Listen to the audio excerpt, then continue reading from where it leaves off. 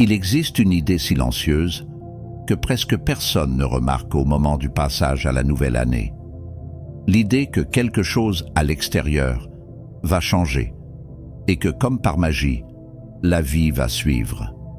Un nouveau calendrier, un nouveau chiffre, une nouvelle promesse. Mais selon Carl Jung, l'inconscient ne comprend pas les dates. Il ne reconnaît pas les feux d'artifice. Il ne réagit pas aux comptes à rebours. Il ne se met pas en mouvement par un espoir vide. Il ne répond qu'à une seule chose, la conscience. C'est pour cela que tant de personnes entrent dans une nouvelle année, avec cette sensation étrange d'y être déjà passé. Les mêmes conflits, les mêmes frustrations, les mêmes promesses reformulées. L'année change, mais quelque chose, à l'intérieur, reste exactement identique. Jung disait que, tant que tu ne rends pas l'inconscient conscient, il dirige ta vie, et tu appelles cela le destin. Et peut-être que 2026 n'a pas besoin d'objectifs. Peut-être qu'il a besoin d'un rituel psychologique, pas un rituel mystique, pas quelque chose pour attirer de bonnes choses, mais un geste intérieur simple, difficile et profondément transformateur. Un rituel qui ne commence pas par faire plus, mais par s'arrêter.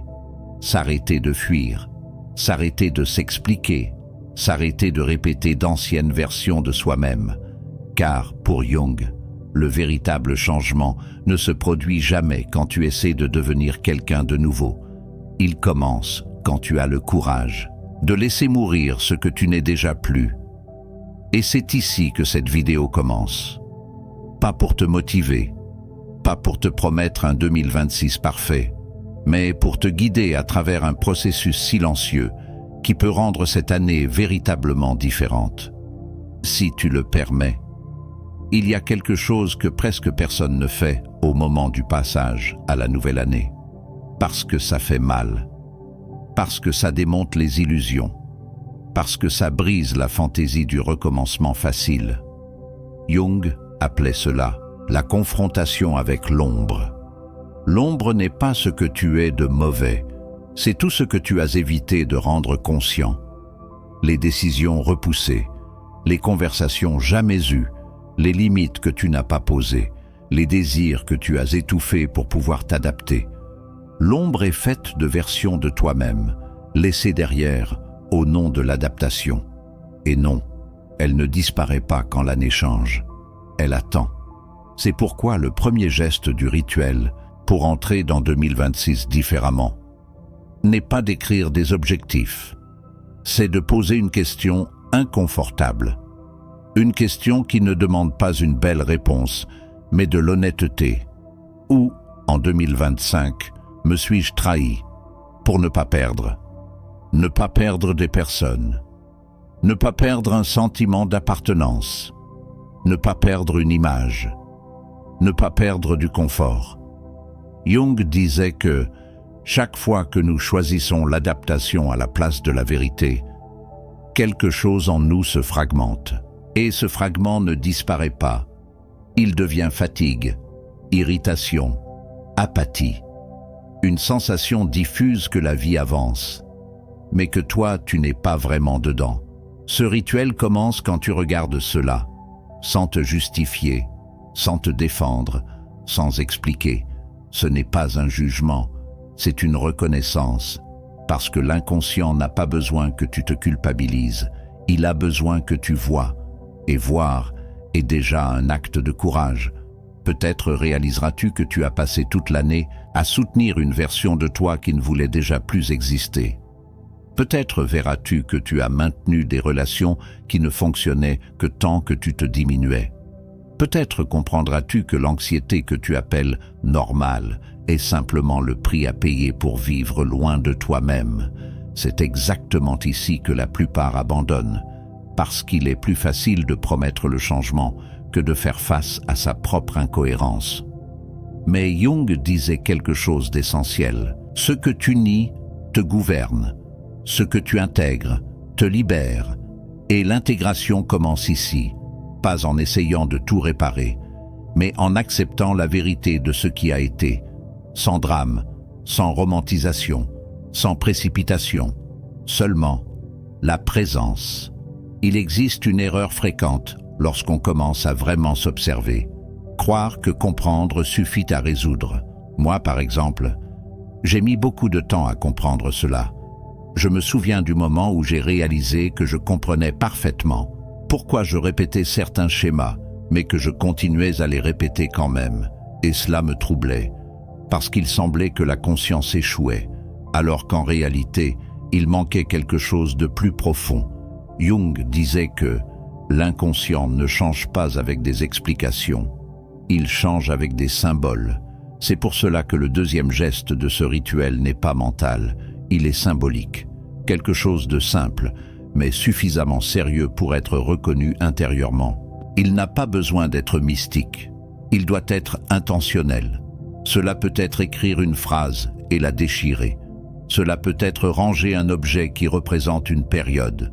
Cela peut être un silence prolongé, choisi consciemment. Ce qui compte, ce n'est pas la forme, c'est le sens. Parce que l'inconscient comprend les clôtures. Il reconnaît quand quelque chose se termine vraiment. Je me souviens du moment où j'ai enfin cessé de justifier certaines décisions anciennes et où j'ai simplement accepté que cette version de moi avait fait ce qu'elle pouvait faire. Il n'y a pas eu de soulagement immédiat, mais il y a eu quelque chose de plus rare, la cohérence. Et la cohérence est ce que l'inconscient respecte. Peut-être que pendant que vous écoutez ceci, une image est déjà apparue dans votre esprit, quelque chose qui doit rester en 2025, pas par colère, pas par rejet, mais par maturité. Si cela est arrivé maintenant, ne l'ignorez pas. L'inconscient parle doucement, mais il insiste. Et si ce point résonne déjà en vous, peut-être que cela vaut la peine de laisser un commentaire, sans expliquer ce que c'est, sans chercher à être clair, juste quelque chose de simple. Un point, un mot, un « j'ai compris ». Parfois, marquer sa présence fait déjà partie du rituel. Après qu'une chose se termine, un espace s'ouvre. Et c'est là que commence le troisième geste. Il existe un moment étrange après qu'une chose se termine vraiment. Ce n'est pas un soulagement, ce n'est pas de la joie, c'est de l'espace. Et presque personne n'en parle. Je me souviens très clairement de la première fois où j'ai ressenti ce vide conscient. Ce n'était pas de la tristesse, mais ce n'était pas du confort non plus. C'était comme si quelque chose qui avait toujours été là avait simplement disparu. Et pendant un instant, je ne savais plus qui j'étais sans cela. Jung disait que la plus grande peur de l'être humain n'est pas la douleur, mais le vide sans identité. Parce que tant que nous restons prisonniers de schémas anciens, même s'ils sont douloureux, il existe une forme de familiarité. Quand ils s'effondrent, l'esprit demande « Et maintenant, qui suis-je » C'est exactement ici que beaucoup de gens font demi-tour. Ils remplissent l'espace trop vite, avec une autre relation, un autre projet, une autre explication, un autre bruit, juste pour ne pas sentir ce silence. Mais le rituel psychologique demande l'inverse, soutenir l'espace. Moi, par exemple, j'ai dû apprendre à ne pas courir, à ne pas tout interpréter immédiatement, à ne pas transformer chaque sensation en récit. Et cela a été difficile, parce que l'esprit veut des réponses, mais l'inconscient veut du temps.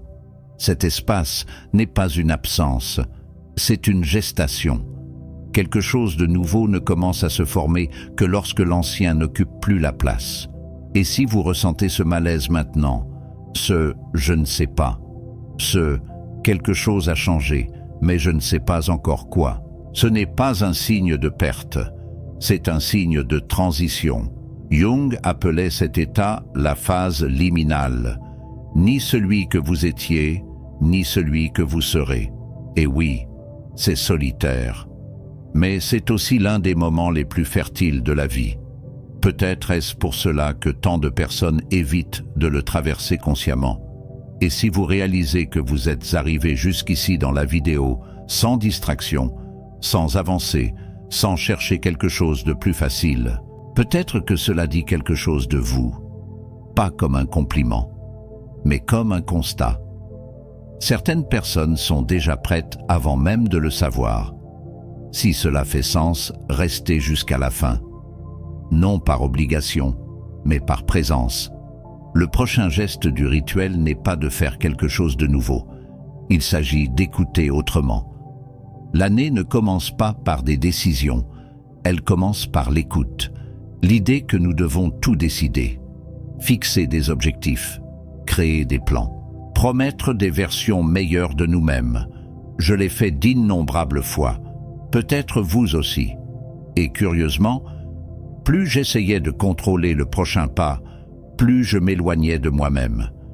Je me souviens du moment où j'ai vraiment compris cela. Ce n'était pas un moment de force, c'était un moment de fatigue. Je ne voulais plus décider qui je devais être. Je voulais simplement écouter qui j'étais déjà, sous toutes les couches. Jung disait quelque chose d'essentiel ici. Lorsque la conscience parle trop, l'inconscient se tait. Et entrer dans un nouveau cycle sans écouter l'inconscient, c'est comme construire une maison sans regarder le terrain. C'est pourquoi le rituel psychologique pour 2026 ne commence pas par l'action. Il commence par l'attention. L'attention aux signes subtils, aux rêves étranges, aux émotions qui surgissent sans explication, à ce malaise qui ne disparaît pas, même quand tout semble aller bien. Moi, par exemple, j'avais l'habitude d'ignorer cela. Je pensais que c'était une faiblesse, une sensibilité excessive, de la confusion, jusqu'au jour où j'ai compris que c'était précisément là que quelque chose de vrai essayait d'émerger. L'inconscient ne crie pas, il murmure, et seuls l'entendent ceux qui réduisent le bruit. Peut-être est-ce pour cela que tant de personnes ont peur du silence à la fin de l'année. Parce que lorsque le bruit extérieur diminue, quelque chose à l'intérieur commence à parler. Et il ne dit pas toujours ce que nous voulons entendre, mais il dit toujours ce que nous devons affronter. C'est un point important et délicat. Écouter ne signifie pas obéir à chaque impulsion, c'est reconnaître des schémas. Jung observait que l'inconscient répète les symboles jusqu'à ce que la conscience soit prête à les intégrer. Alors, si vous remarquez que certaines situations se répètent, certains types de relations, certaines frustrations, ce n'est pas de la malchance, c'est un message non compris. Et 2026 ne vous demande pas de forcer un changement. Il vous demande de comprendre ce qui essaie déjà de changer en vous. La version de vous qui a survécu, mais qui ne vit plus. Ce n'est pas le traumatisme en lui-même, ce n'est pas le passé, ce n'est pas la douleur, c'est la manière dont vous avez appris à exister pour ne pas souffrir. Jung appellerait cela une persona cristallisée, un masque qui a été nécessaire un jour, mais qui est devenu une prison. Moi, par exemple, j'ai mis du temps à m'en rendre compte. Je pensais que je devais changer de vie, alors qu'en réalité, je devais enterrer un ancien rôle. Le rôle de plaire pour être accepté, se justifier pour ne pas être rejeté, s'adapter pour ne pas perdre, se durcir pour ne pas ressentir. Cette version n'est pas fausse, elle vous a sauvé à un moment donné. Mais 2026 ne peut pas être construit avec des stratégies de survie émotionnelle, ce qui doit mourir concrètement. Le besoin d'être compris par tout le monde. Jung disait que vouloir être totalement compris est une fantaisie infantile de l'ego. La maturité commence lorsque vous supportez le malentendu sans vous abandonner. L'habitude de négocier votre vérité pour maintenir des liens, des relations qui n'existent que lorsque vous vous expliquez trop, ne sont pas des liens, ce sont des contrats silencieux, l'identité construite sur la douleur.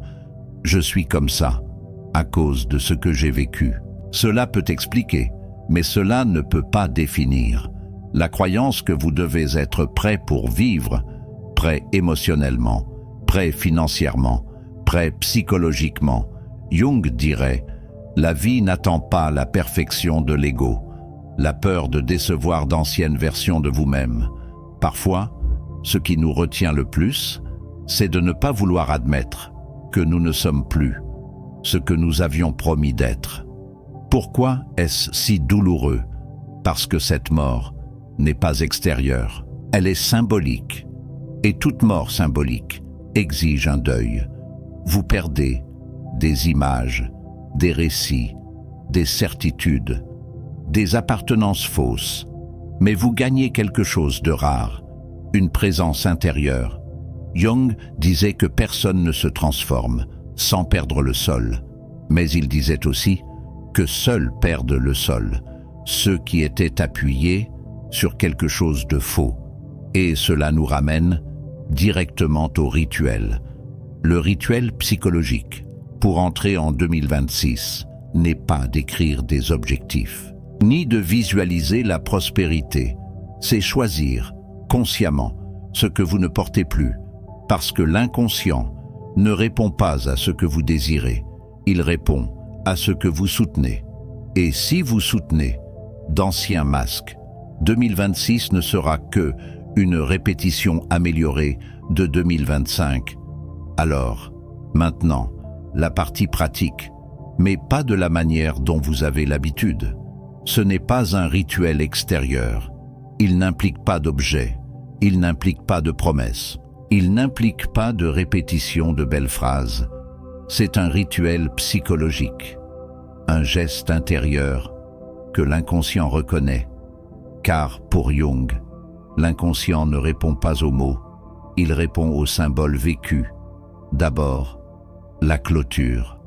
Avant tout commencement, quelque chose doit se terminer.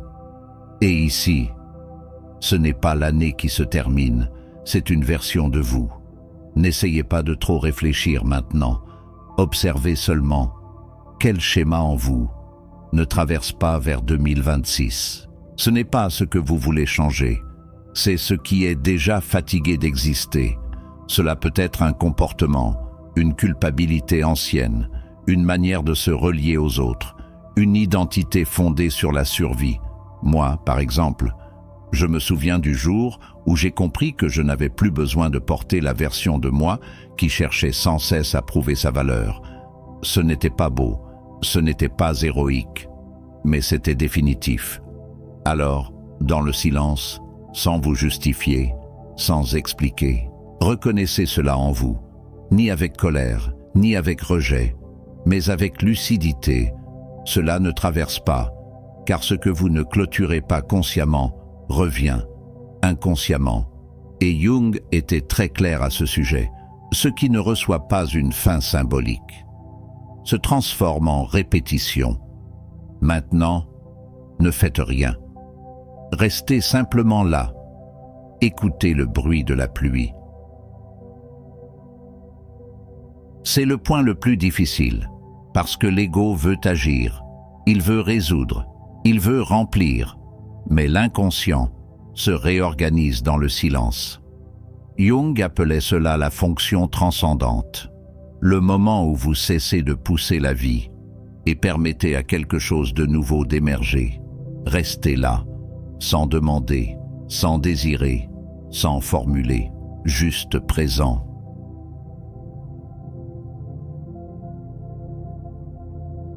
Maintenant, le symbole. Pour Jung, toute véritable transition exige un centre, pas un objectif, pas un idéal, un axe intérieur, le soi. Imaginez, non comme une visualisation forcée, mais comme une sensation, un point silencieux en vous qui observe, sans juger. Ce point n'a rien à prouver, il n'a besoin de convaincre personne. Il n'a pas besoin de courir après le temps. Il soutient simplement 2026 ne vous demande pas de devenir une autre personne. Il vous demande de vous aligner à ce centre. Car lorsque le centre s'organise, la vie s'organise autour, non par contrôle, mais par cohérence. Je me souviens du moment où j'ai vraiment compris cela. En apparence, rien n'avait changé. Mais à l'intérieur, quelque chose avait cessé de lutter, et quand la guerre intérieure s'arrête, le monde change de tonalité. Alors comprenez ceci, Ce rituel n'est pas fait pour attirer de bonnes choses. Il est fait pour cesser de soutenir ce qui bloque le flux.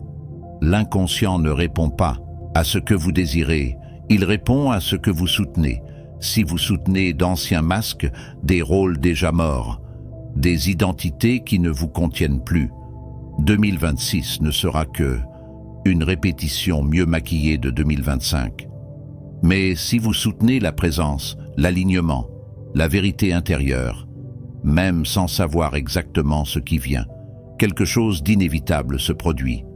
La vie commence à répondre de l'intérieur vers l'extérieur. Et peut-être, le plus important, vous ne sortez pas de ce rituel avec des réponses. Vous en sortez avec un axe. Et cela, c'est ce qui permet de traverser n'importe quelle année sans se perdre de soi-même. Et peut-être, si vous êtes arrivé jusqu'ici, quelque chose en vous s'est déjà déplacé, même de façon subtile, presque imperceptible, car les changements réels font rarement du bruit.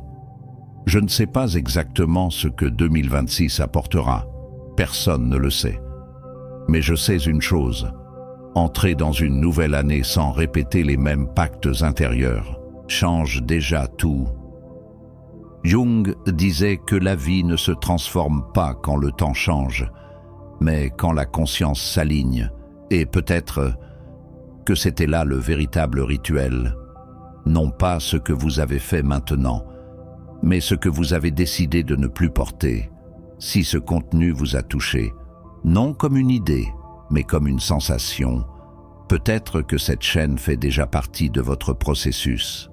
Alors, abonnez-vous, non par habitude, non par algorithme, mais pour rester en contact avec ce type de réflexion. Car se souvenir est une manière de ne pas s'abandonner. Moi, par exemple, je reviens à ces thèmes chaque fois que je sens que je m'éloigne de moi-même. Et peut-être qu'à un moment de 2026, vous reviendrez aussi. Non pour chercher des réponses, mais pour vous réaligner. Si cela fait sens, activez la cloche. Non pour ne pas manquer des vidéos, mais pour ne pas perdre cet axe. Et maintenant, avant de continuer votre journée ou de passer à un autre écran, restez quelques secondes en silence, sans penser à l'avenir, sans corriger le passé, simplement présent. Car peut-être, le véritable commencement de 2026 n'est pas là-bas, devant vous, mais exactement ici, dans le moment où vous cessez de vous éloigner de vous-même. Et cela, à lui seul, est déjà une forme profonde de liberté.